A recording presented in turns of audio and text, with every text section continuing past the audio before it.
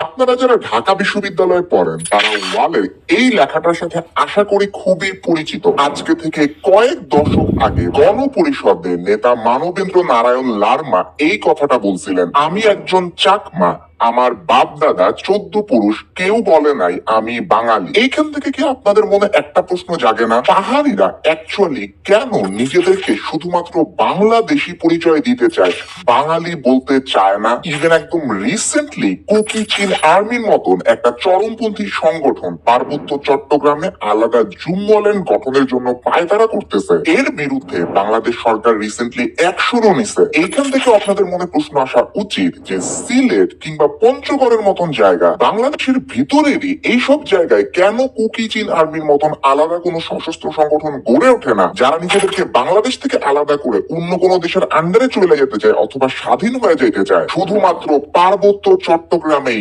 কেন এইগুলা হইতেছে? এই ব্যাপারটা খুবই ইন্টারেস্টিং। আর পুরো ঘটনাটার পেছনের কাহিনী নিয়ে পার্বত্য চট্টগ্রাম বিষয়ক ধারাবাহিকের দ্বিতীয় পর্বে আজকে আমি আলোচনা করব। তো চলুন শুরু করা যাক।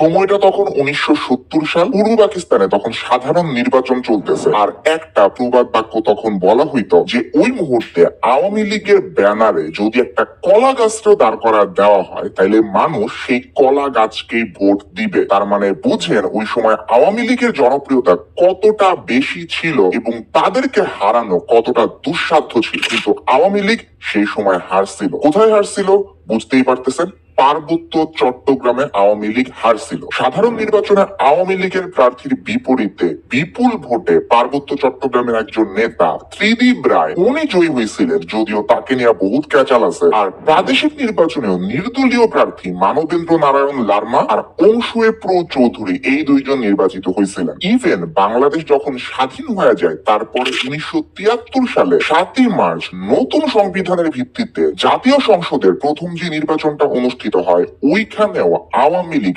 একচেটিয়া জয় পায় পুরো দেশে, কিন্তু পার্বত্য চট্টগ্রামে ওরা জিততে পারে না। উত্তরের আসন থেকে তখন নির্বাচিত হয়েছিলেন মানবেন্দ্র লারমা। খেয়াল রেখেন এই মানবেন্দ্র লারমাই কিন্তু এখনকার যে সন্তু লারমা তার বড় ভাই। আর দক্ষিণাঞ্চল থেকে জয় পাইছিলেন থোয়াই রোয়াজা। এইরকম কাহিনীটা হয়েছিল। পার্বত্য চট্টগ্রাম আসলে দলীয় রাজনীতিতে কখনোই জড়াইতে চায় না। সোজা বাংলায় তারা পার্বত্য এলাকার জন্য আলাদা একটা মর্যাদা চাইছিল, সংবিধানে যাতে পাহাড়িদের নিরাপত্তার নিশ্চয়তাটা দেওয়া হয় এই জিনিসটা চাইছিল, কিন্তু দলীয় রাজনীতিতে নিজেদেরকে যুক্ত করার ইচ্ছা ওই সময়টাতে ওদের ছিল না। এইখান থেকে আশা করি আপনি বুঝতে পারতেছেন যে পাহাড়ি আর বাঙালিদের মধ্যে পার্বত্য চট্টগ্রামের ভিতরে অ্যাটলিস্ট একটা দূরত্ব ওই সময় থেকেই তৈরি হইতেছিল। এইটা ছাড়াও পাহাড়ি আর বাঙালি দুই পক্ষ থেকে এমন কিছু ঘটনা ঘটছে যেটা দুইটা পক্ষকে ভিলেন বানাইছে পার্বত্য চট্টগ্রামে। একটা একটা করে ব্যাখ্যা করি। প্রথমে আমি বেশ ভালো রকমের শখ খাইছিলাম 1971 সালে মুক্তি বাহিনীকে নিয়ে এই ঘটনাটা দেখার পর। 5 ডিসেম্বর মুক্তি বাহিনীর একটি দল ভারতের ত্রিপুরা রাজ্য থেকে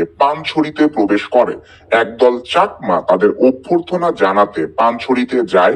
মুক্তিযোদ্ধাদের জন্য তারা একটি খাসিও সঙ্গে নিয়েছিল। মুক্তিযোদ্ধারা তাদের কাছ থেকে খাসিটি গ্রহণ করে অভ্যর্থনাকারী সবাইকে করে। তারা পানছড়ি শহরের আশপাশের পাহাড়ি গ্রামগুলোর উপর হামলা করে বাড়িঘরে লুটপাট করে এবং আগুন লাগিয়ে দেয়। সামনে যাকে পায় তাকেই করে এবং অনেক মেয়েকে করে। তাদের হামলায় নারী, পুরুষ, শিশু সহ পানছড়ি শহরে ও আশেপাশের গ্রামের 32 জন উপজাতি নিহত হয় এবং 2 শতাধিক উপজাতিকে করা হয়। দেখেন ক্ল্যাশটা কিন্তু শুরু হইতেছে। তারপরে একটা জায়গায় বলা হইতেছে জ্যোতিরেন্দ্র বোধিপ্রিয় লারমা বা সন্তু লারমা, ওনার মতে মানবেন্দ্র নারায়ণ লারমার নেতৃত্বে একটা প্রতিনিধি দল তখন প্রধানমন্ত্রীর সাথে দেখা করতে গেছিল, যেটা 1972 সালের ফেব্রুয়ারি মাস। তখন প্রধানমন্ত্রী তাদের দাবিগুলো নাকচ করে দিয়ে বলছিলেন, আমরা সবাই বাঙালি, তোমাদের নৃতাত্ত্বিক পরিচয় ভুলে যাও, বাঙালি হয়ে যাও। প্রধানমন্ত্রী তাদের ধমক দিয়ে বলেন যে যদি তারা তাদের দাবিতে অনড় থাকে তাহলে তিনি বাঙালি ঢুকিয়ে পার্বত্য চট্টগ্রামকে ভাসিয়ে দিবেন। অর্থাৎ পার্বত্য চট্টগ্রামে তখনকার সময় থেকে বাঙালিদের পরিমাণ বেশ কম ছিল, আর এই জায়গাটা খুবই সেন্সিটিভও ছিল। আর সহজ বাংলায় পার্বত্য চট্টগ্রামের মানুষজন কখনো নিজেদেরকে বাঙালি হিসেবে পরিচয় দিতে চায় না। তারা তাদের নিজস্ব যে নৃতাত্ত্বিক পরিচয়টা আছে ওইটাতেই অনড় থাকতে চাইছে। 1972 সালের 25 অক্টোবর গণপরিষদে একটা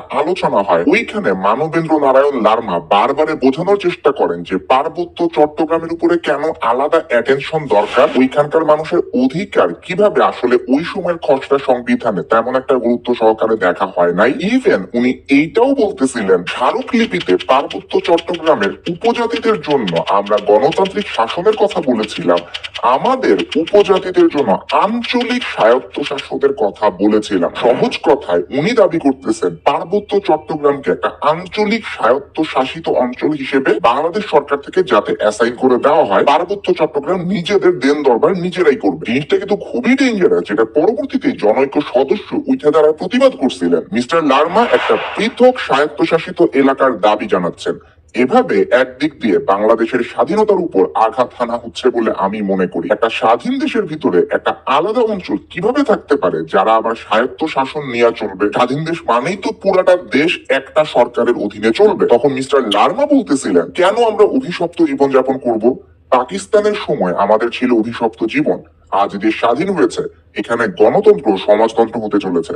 এই সংবিধানে আমাদের অধিকার তুলে ধরতে হবে, কিন্তু তুলে ধরা হয়নি। পরবর্তীতে 31শে অক্টোবরের একটা আলোচনায় জনাব আব্দুর রাজ্জাক ভুইয়া উনি সংবিধানের বিলের 6 নম্বর অনুচ্ছেদের একটা সংশোধনী দাবি করেন। বলছিলেন এই লাইনটা যাতে লেখা হয়, বাংলাদেশের নাগরিকত্ব আইনের দ্বারা নির্ধারিত ও নিয়ন্ত্রিত হইবে, বাংলাদেশের নাগরিকরা বাঙালি বলিয়া পরিচিত হইবেন। তখন সাথে সাথেই জনাব লারমা কিন্তু প্রতিবাদ করেন এবং স্পিকার তখন তাকে একটা খুবই ইম্পর্টেন্ট কোশ্চেন করেন, আপনি কি বাঙালি হতে চান না? তখন মিস্টার লারমা বলেন, আমরা নিজেদেরকে কোনোদিনই বাঙালি মনে করি নাই, আর যদি এই সংশোধনী পাশ হয়ে যায় তাহলে আমাদের এই চাকমা জাতির অস্তিত্ব লোপ পেয়ে যাবে।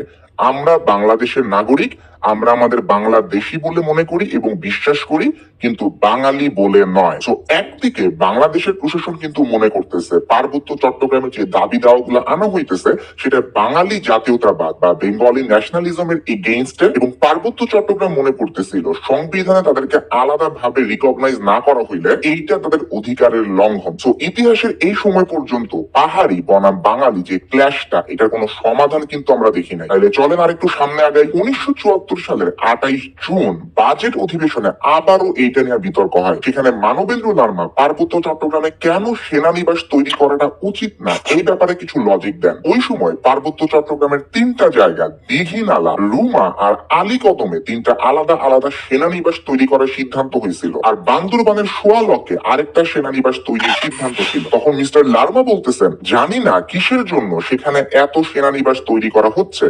চট্টগ্রাম থেকে রাঙামাটি মাত্র 48 মাইল দূরে, সুতরাং পার্বত্য চট্টগ্রামে সেনানিবাস তৈরি করার কোনো যুক্তি আমি দেখি না। সেখানে চাষাবাদ করার মতন জমি খুবই কম, অথচ সেই জমি দখল করে সেনানিবাস তৈরি করা হচ্ছে। এমনিতেই কাপ্তাই বাঁধের ফলে 56,000 একর ধানের জমি ডুবে গেছে। জমি দখলের ব্যাপারে সরকারের কাছে আমার আবেদন, পার্বত্য চট্টগ্রামে অনেক খাস পাহাড়ি জমি আছে, সেগুলো সেনানিবাসের জন্য বিনা পয়সায় নিতে পারেন। এই যে ক্ল্যাশ চলতেছে না দুই পক্ষের মধ্যে, প্রত্যেকের লজিকে নিজের নিজেরটাই ঠিক। এর মধ্যে পার্বত্য চট্টগ্রামে একটা সশস্ত্র ধারার উত্থান ঘটে। মানে হইতেছে এমন কিছু গোষ্ঠীর জন্ম হয় যাদের হাতে অস্ত্রশস্ত্র আছে, আর যারা যে কোনো সময় যুদ্ধ করার জন্য প্রস্তুত সামরিক ভাবে। তো ওই সময় জনসংহতি সমিতির সামরিক শাখা পিপলস লিবারেশন আর্মি PLA এইটার জন্ম হয়, আর পরবর্তীতে এইটা পরিচিতি পায় সেই বিখ্যাত শান্তি বাহিনী নামে। শান্তি বাহিনী নিয়ে ডিটেলস আলাপ আরো পরে হবে, জাস্ট জাইনা রাখেন কুকি চীন আর্মির মতন দল এটাকে আমরা আজকে দেখতেছি, কিন্তু পার্বত্য চট্টগ্রামের সশস্ত্র ধারার উত্থান সেই শান্তি বাহিনীর সময় থেকেই ছিল।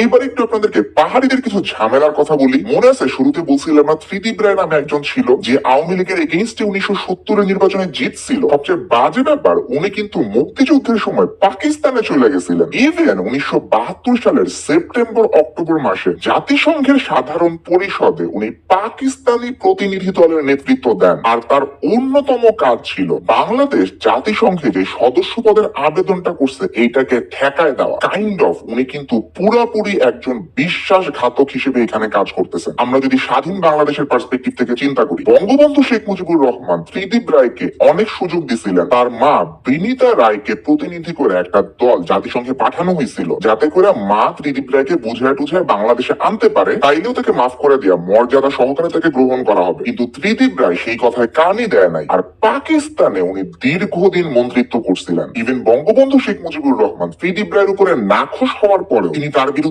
কোনো প্রতিশোধ দেন নাই। ইভেন ত্রিদীপ রায়ের ছোট ভাই কুমার সমিত রায়কে বঙ্গবন্ধু রাঙামাটি কলেজে সরকারি শিক্ষক পদে নিয়োগের আদেশ দেন ত্রিদীপ রায়ের পরিবার তখন বেশ অর্থকষ্টে ছিল। এত সবকিছুর পরেও ত্রিদীপ রায় কিন্তু বাংলাদেশে আসেন নাই, তাও প্রতিনিধিত্ব করতেছিলেন সেই পাকিস্তানে। পার্বত্য চট্টগ্রামকে সামরিকায়নের চিন্তাও কিন্তু শুরু হয়েছিল। মেজর জেনারেল খলিলুর রহমানের ভাষ্যই বলতেছে সেনাবাহিনীর ভিতরে কিছু উচ্চাভিলাষী নেতার এক ধরনের চিন্তা ছিল যে পার্বত্য চট্টগ্রামে সেনাবাহিনীর কলেবরটা বৃদ্ধি হবে, নিজেদের শক্তিটা বৃদ্ধি হবে এবং এইভাবে পার্বত্য চট্টগ্রামে বাংলায়ন করা হবে। তাদের ভাবনাতে ছিল পাহাড়িরা হয়তো একটা সময় ত্রিপুরা রাজ্যের মতন নিজেদের অধিকার রক্ষায় আন্দোলন শুরু করবে আর একটা সময় অস্ত্র তুলে নিবে হাতে, আর তাদেরকে দমন করার জন্য সরকার বাধ্য হয় সেই সময় সেনাবাহিনীর ক্ষমতা বৃদ্ধি করতে থাকবে। আর উনি বলতেছেন এই পরিকল্পনাটা প্রধানত ছিল মেজর জেনারেল জিয়াউর রহমানের। জিয়াউর রহমান তখন সিভিল প্রশাসন ইভেন বিভিন্ন মন্ত্রীকেও এইটা বোঝানোর চেষ্টা করতেন যে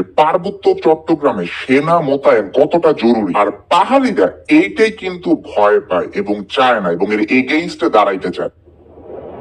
পার্বত্য চট্টগ্রামের এই ক্লাসের প্রধান যে কারণটা সেটা হচ্ছে পার্বত্য চট্টগ্রামের মানুষটা চায় না বাংলাদেশের অন্যান্য জায়গা থেকে সেটেলাররা এসে পার্বত্য চট্টগ্রামে স্থায়ীভাবে বসবাস শুরু করুক। ইভেন স্বাধীনতার পরে রামগড়, খাগড়াছড়িতে প্রচুর বসতি, বাঙালি বসতি গড়ে ওঠা শুরু করছিল। বইটাতে বলতেছে স্বাধীনতার পর ফেনী থেকে রামগড়ে যাওয়ার যে রাস্তাটা আছে ওইটা ধরে পিলপিল করে মানুষ ঢুকছে, যেখানে খালি জায়গা জমি পাইছে ওইখানে বসবাস শুরু করছে, ঘর তুলছে, দোকান দিছে, চাষবাস শুরু করছে। সরকার এইটাতে কোনো বাধা দেয় নাই, আবার এইটার পিছনে সুনির্দিষ্ট কোনো পরিকল্পনাও ছিল না। আর এই জিনিসটাই পার্বত্য চট্টগ্রামের মানুষজন মাইনা নিতে পারে নাই। সার্কিট হাউসে জিয়াউর রহমানের একটা সভা খুবই ইন্টারেস্টিং ছিল। তখন জিয়াউর রহমান কিন্তু প্রেসিডেন্ট, আর জানতে চাইলেন পার্বত্য চট্টগ্রামের জনসংখ্যা কত। আলী হায়দার খান পার্বত্য চট্টগ্রামের ডিসি, তিনি জবাব দিলেন, স্যার 5 লাখ। এর মধ্যে কতজন বাঙালি? স্যার 1 লাখ। প্রেসিডেন্ট চক দিয়ে বোর্ডে লিখলেন বাঙালি 1 লাখ। তারপর প্রশ্ন করলেন চাকমা কতজন? 3 লাখ।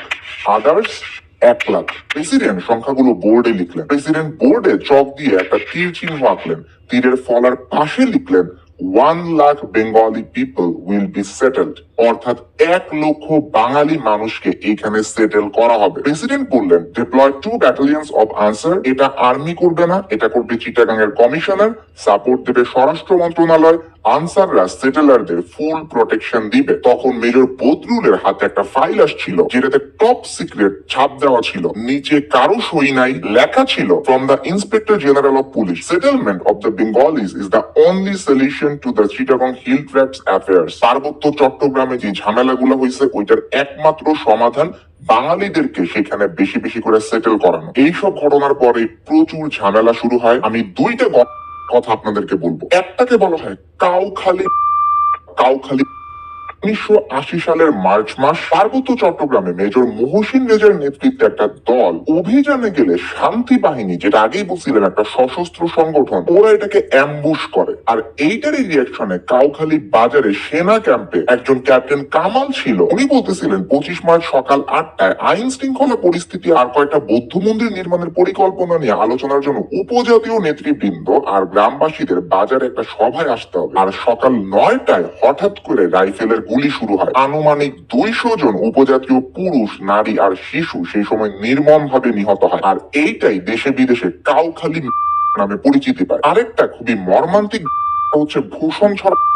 1984 সালের 31শে মে রাঙ্গামাটি জেলার বড়কল উপজেলার ভূষণছড়া এলাকাতে শান্তি বাহিনীর military wing head major Rajesh ওরফে মনি স্বপন দেওয়ানের নেতৃত্বে 125 জনের একটা দল পুরা গ্রামকে রাতের গভীরে ঘেরা ফেলে। আর জাস্ট 4 ঘন্টার মধ্যে ওরা প্রায় 400 বেসামরিক বাঙালিকে করে, যাদের মধ্যে নারী আর শিশুও ছিল। তো দুইটা এক্সাম্পল দিলাম, একদিকে পাহাড়িরা যেরকম বাঙালিদের উপরে চালাইছে, আবার বাঙালিরাও সেখানকার পাহাড়িদের উপরে চালাইছে।